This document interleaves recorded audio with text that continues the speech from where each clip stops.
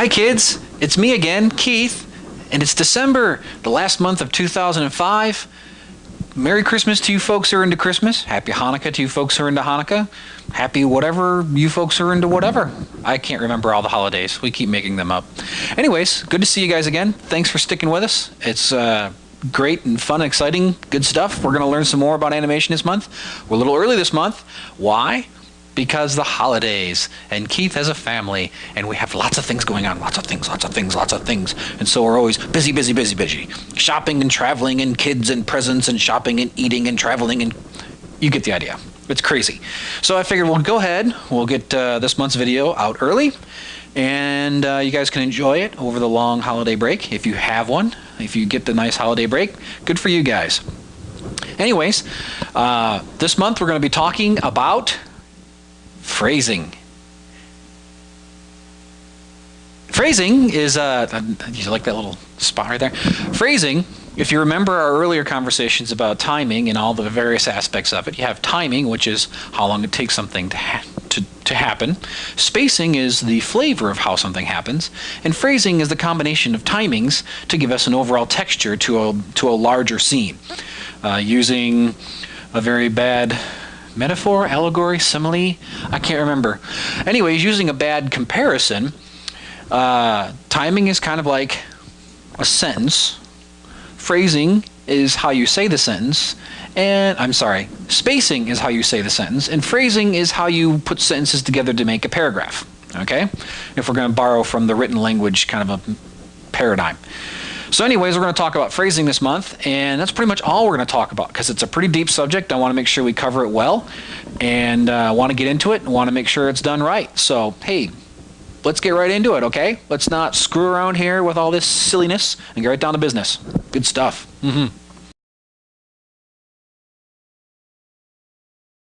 Okay, phrasing. All right, let's recap for those of you who maybe didn't get the earlier videos about timing early on where I described and defined the difference between phrasing and all these other things. Here's what we got.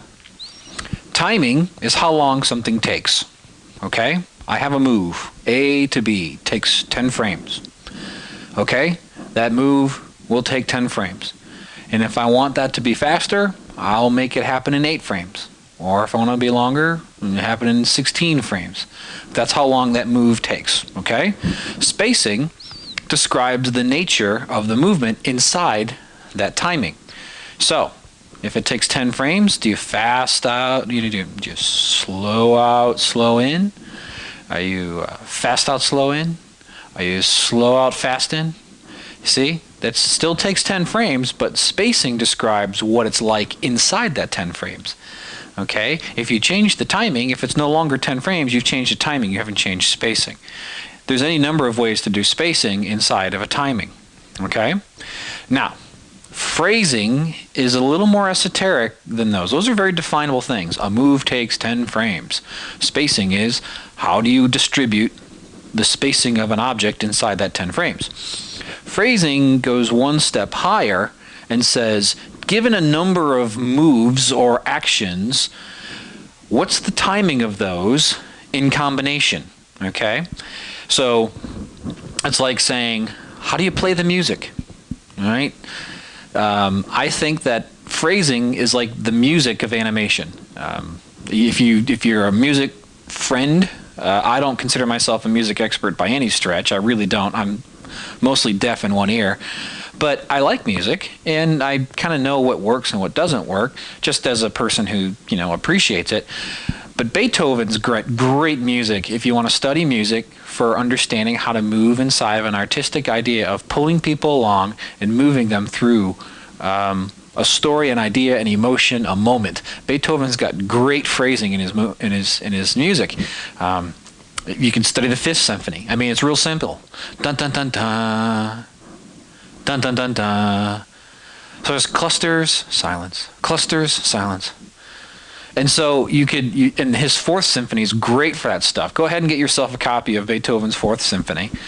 Pay for it. Don't get the record industry upset. Get it. It's not that bad. It's good for you. Classical music, it makes you smarter-ish. Hey, look what it's done for me.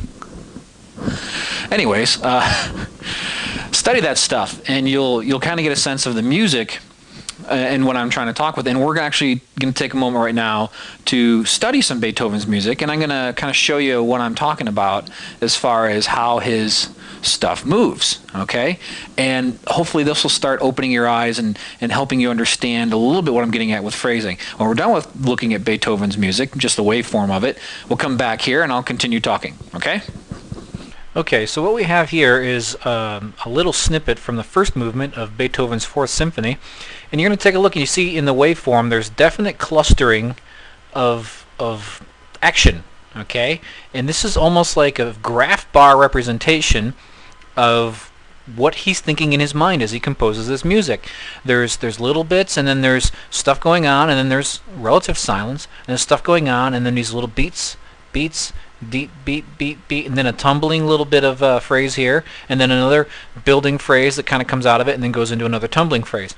So let's go ahead and play it and see how that sounds, and then I'll go back and kind of analyze a little bit.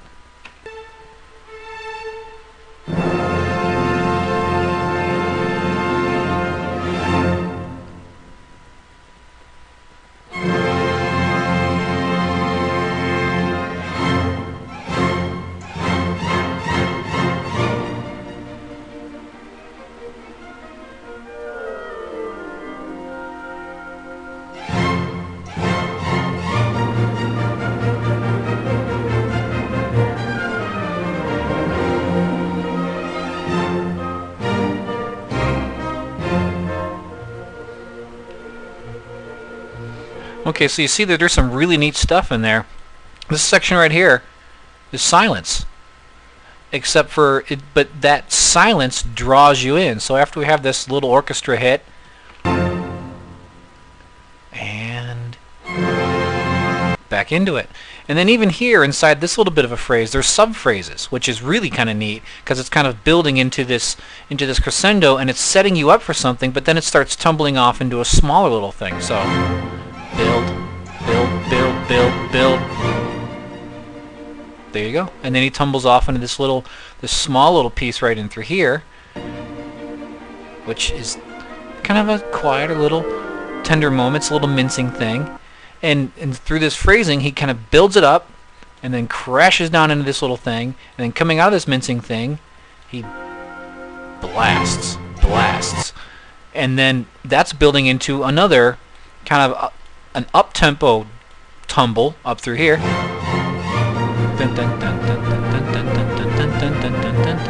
So, see? And then even back in here, there's some sub-phrases before he tumbles back down into a quieter moment. Little backbeat stuff. It's just brilliant. This stuff is absolutely brilliant. This guy was gifted by God. That's what it is. It's just incredible stuff. And so if you can think in terms of music like this for your own animation, think in terms of drawing people in with these beats, with these moments, with these sub-phrases. Cluster things together. Take movements of a similar type. Build up energy. Get them ready to go. Release them. Tease the audience with what's going to happen. Draw people in with your motion. Okay? So let's move back into the lecture. Okay, that was pretty cool, wasn't it? The idea that you can ride through and then come down, and it's clustering slow parts and fast parts. That's what phrasing's about. It's about movement. Okay? This variety of speed, this variety of intensity, this variety of movement draws people into our characters because we are not metronomes, okay? We are not machines. We do not do things always on the same beat. We don't talk that way. We don't move that way. Okay? This is just not how we work. Now, the cool thing, like music, you have a beat that flows underneath things, that kind of keeps things moving in a certain synergy, that gives it a nice sense of, yeah, there's a meaning behind it. But it's more like a rhythm that you feel than you hit on the nose with a new pose or a new action or a new whatever, okay? Music that constantly hits that same beat over and over again, they call it trance music for a reason. House trance, okay? Just turns the brain off, okay? Turns the brain off, makes you drink the liquor, makes you go ooh ooh with the body, okay? That's why it's called trance music for a reason. It just makes you go It's not pulling you in anywhere. We don't want to do that with our audience. We don't want our audience to go, well, I mean, depends on what you're trying to do with your animation, but I don't want to do that. I want to tell a story. I want to engage them. I want to make them feel. I want to make them think. And so to do that, you have to vary things, and that's what phrasing's all about. Phrasing allows you to move inside and outside of things. You cluster, okay? The idea of clustering things together. Maybe you'll put a bunch of moves together and then leave relative stillness. Or you'll do things slowly and then very quickly, or very quickly and then slowly. It's all about changing gears. And this pause, this change, this tempo, this flow pulls people in. I'll give you an example. Okay, I'm gonna speak to you here, and you're going to feel inside of yourself a desire for more. Okay, I'm going to tell you a story about my dog. My dog. See, my dog. She likes to chew on things. Sometimes she chews on toys, on shoes, on food, our food. She'll climb up on the counter, and then she'll and then she'll just take a nap. Now, that was a stupid little story. There's no point to it. All of it's true, of course, and dogs are wonderful that way. But you see what I was doing there was I was playing with the flow of how I gave you information by giving you a bunch at once and then holding back and letting some of that information kind of stew for a little bit. I was pulling you in. You started to care more about what my dog was eating. Not that you should, but you know what I mean? That's what we're talking about. That's what we're talking about. Manage the flow of what your character does, which is really, in a language of animation, what your character does on screen is saying something about them, about their emotions, about their thoughts, about their feelings. So what you want to do is you want to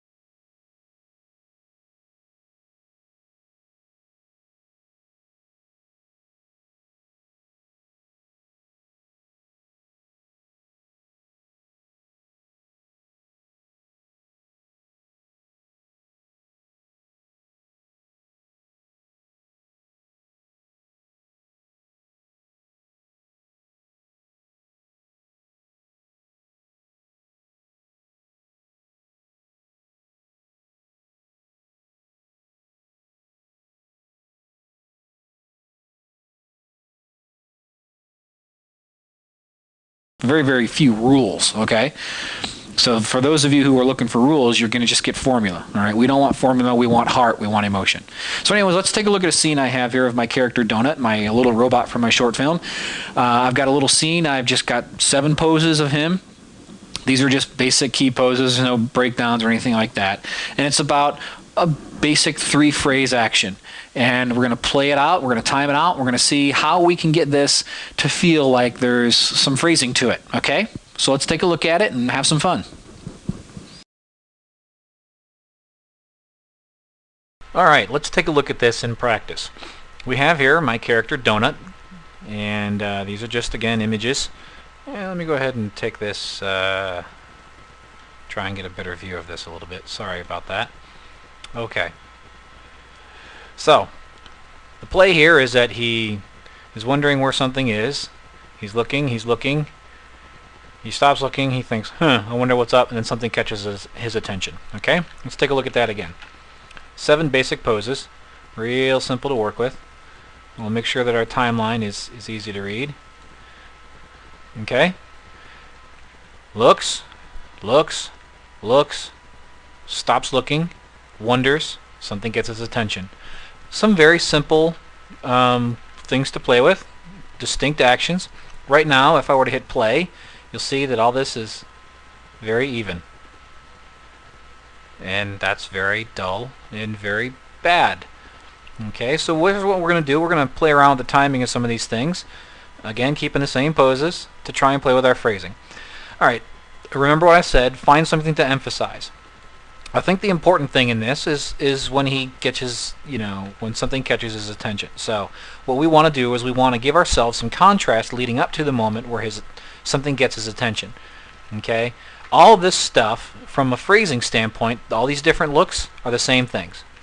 It's all the same action, it's just different parts of it. It's the looking phrase of the scene. Okay? That's one of the things about phrasing is think about what is being said and break it down into distinct phrases. The phrase here is Donut stands, Donut looks, Donut wonders, Donut gets Donut notices. Okay, whatever. Just break it down into phrasing. When you plan your scenes, figure out what the phrases are of each distinct action, and don't be afraid to just lump a bunch of different small actions together into one, and then put them together. So let's play around this some. Okay. He starts, he looks, and then he looks. So let's go ahead and take some of these looks here and nudge a few of them together so that he's a little quicker with these things. Alright, we move these things together. Just hit play. Alright, that's a little too jumpy on the front side, so what we'll do is we'll just put a couple of these together and then take these guys, and when he comes down here to notice. So let's play that.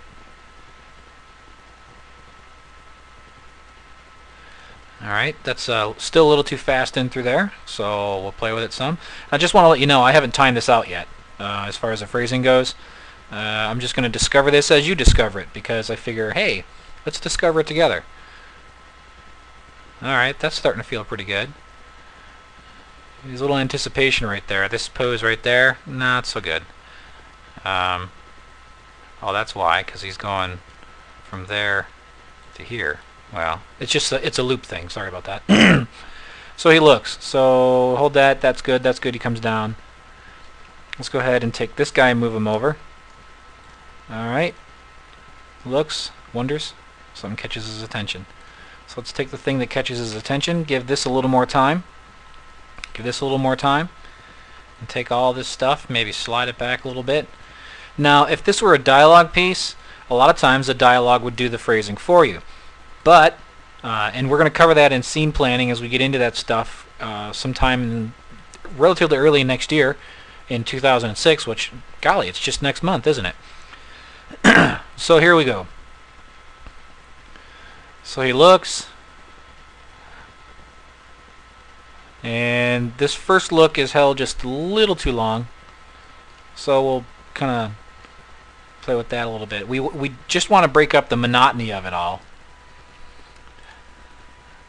Even though these looks are all the same action, we kind of want to break up the monotony. We don't want things to take the same amount of time. Don't have your timings be the same. A fairly common rookie mistake for beginning animators is for them to have all the moves be 8 frames for every character, for every move, for all the time. And that's not always the case. I mean, sometimes we move quick, sometimes we move slow. It's all motivated by how we feel and how we think. All right, so here we got him looking. It's broken up pretty nicely. So it's the same basic moves, but we're kind of breaking it down into phrases. Looking, confused, noticing. And notice that we gave this a lot of time down here at the bottom. So he's looking around, and these looks are all kind of, it's the same motion, but we notice we're playing, one is 7 or 8 frames, the other one is 17 to 29, 12 frames, then he comes down out of it, and he comes down of it in 7 frames, and then 8 frames later he's kind of confused. We can even take that one and nudge it back so that he gets down in the confused even faster, to even push that tension of building of like, that moment is what we really want. We want to change here. We want this to have time down through here, so that when we get to the part that I've decided is the most important part of the scene, where he notices something, this is what I want to leave space around. So we set the default tempo energy of the shot to be fairly, not too active, but active enough where things are moving, but we want to give this stillness, and we give this stillness a fair amount of time, and we can maybe even push that just a little bit further, and we'll let it play. Okay. And to kind of let that moment read a little bit, let's add 20 frames to it just for giggles. There you go. So now you kind of see what I'm talking about here as far as clumping things together, taking these actions, which are all sub-actions of the same phrase, looking around, and then confused. Confused is a beat, noticing things the next beat. And we want to make sure that we're always going to be mindful of how things play together. Okay? So this is how you can take a look at your own work. And hopefully this was helpful to you to kind of see me take a scene that had some very even timing to it and go ahead and plan through it to kind of get a sense of, well, yeah, this is an idea for phrasing. And there's a certain music to it. There's a certain energy that builds up. Again, thinking back to Beethoven, where Beethoven would da-da-da-da. Huh? Kind of make sense to you? All right. Hopefully that helped. Hey, I hope that was good for you guys. I hope that will help fill in some blanks for you as far as the difference between timing and spacing and phrasing. And you see how important phrasing is, and you also see how important it was that I covered all these other things about introverted and extroverted poses, and using, peak poses versus secondary peak poses versus third peak poses, and all these things I talked about in posing. Now you're starting to see how they apply when we get to talking about timing, especially when we get to talking about phrasing, because it's the mixture. You see? It's the mixture of how things work. Yeah, you saw it. You know how it goes. And if you didn't understand it, rewind it, watch it again. And if you still don't understand it, shoot me an email. I'll try and explain it in a different way that maybe makes more sense to you. Okay? Anyways, it's been great. I really appreciate you guys hanging in there with me. I hope that so far it's been a fun year. Well, it hasn't even been a full year yet. We started in March, and here we are in December. I feel like I just got started. We just barely scratched the surface of all the things that are involved in animation. I'm looking forward to 2006. 2006, we're going to cover some really cool stuff. We're going to get into facial animation. We're going to get into acting and scene planning. We're going to be getting into larger storytelling aspects of animation, where phrasing, again, will be brought back in when we converse about our scene planning, because there's phrasing inside of a scene, but when you take phrasing and you bring it all the way back to the planning stages, especially for a dialogue piece, and we're going to get into dialogue and how to handle it and how to plan for it and how to use phrasing to build interesting dialogue and to make a momentum for a story. We're also going to cover polish next year. Really going to get into the detailed stuff of how to make your stuff, take it to that next level, as some folks like to say. So I'll show you how I like to clean stuff up, and bring some other ideas from other animators I work with in the professional film business, where we'll take a look at how we get our scenes to that point. And we're going to get real nitty and gritty. Is like, what do your curves look like? What do you want your curves to look like? What's the difference between a bad moving hold and a good moving hold?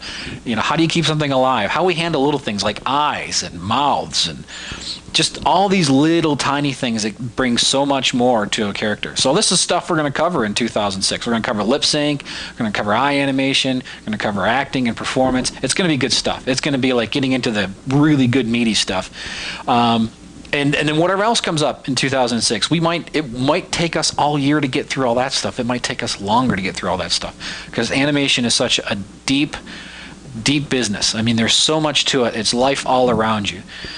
So hopefully, the first 10 of these have been good for you, that you've enjoyed them, that you've learned a lot from them. I've had a lot of fun doing them. I really appreciate the things that you folks allow me to do with the funds that come in from this. This month, actually, we're going to go down and travel to Brazil and see some of the, my wife and I, we're going to see some of the various good works that we support with the funds from this.